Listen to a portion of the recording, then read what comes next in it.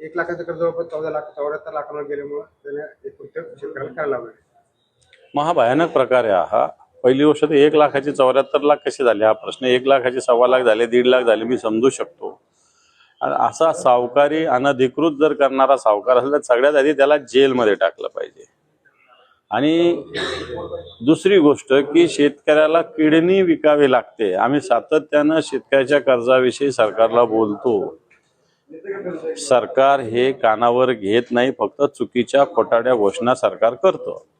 परंतु एका शेतकऱ्याला किडनी विकावं लागणं स्वतःचं कर्ज फेडण्यासाठी, याच्यासारखं दुर्दैव नाही. ह्या गोष्टी महाराष्ट्रात होतात, त्याच्यापेक्षा हे मोठं दुर्दैव आहे. अशी काही युती एमआयएम बरोबर होण्याचा काही प्रश्नच निर्माण होत नाही. शिवसेनेचा तरी नाही. बाकी मला माहिती आमच्याकडे आलाच नाही, ते पाठवणार पण नाही आमच्याकडे. त्यांना माहिती आहे सगळं.